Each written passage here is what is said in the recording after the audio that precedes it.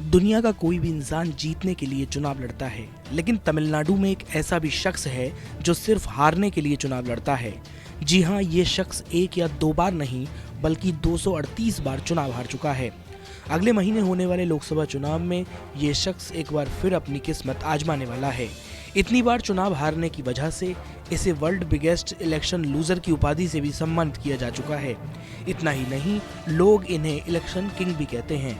इनका नाम है के पद्मराजन। देश में इस समय चुनाव का माहौल है। चुनाव कोई भी हो, के पद्मराजन का जिक्र जरूर होता है। 65 साल के पद्मराजन इस बार भी चुनावी मैदान में उतरने वाले हैं।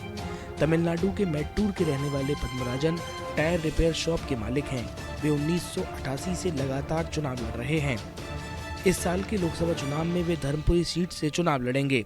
इलेक्शन किंग के नाम से मशहूर पद्मराजन राष्ट्रपति का चुनाव भी लड़ चुके हैं।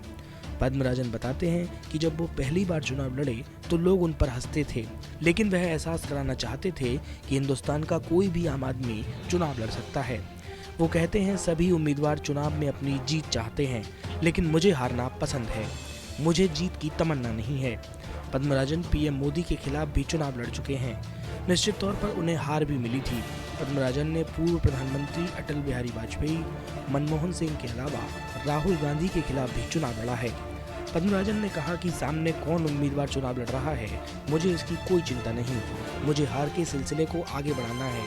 उनका मानना है कि वो पिछले 3 दशकों में चुनाव में 1 करोड़ से अधिक रुपए खर्च कर चुके हैं। इसमें सिक्योरिटी राशि भी शामिल है। पद्मराजन का नाम लिम्का बुक ऑफ रिकॉर्ड में भी शामिल है। वो भारत के सबसे असफल उम्मीदवार हैं।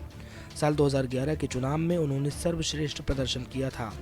विधानसभा चुनाव में मैट्टूर में उन्हें 6273 वोट मिले थे, जबकि उनका कहना था कि मुझे यहाँ पर 1 वोट की भी उम्मीद नहीं थी।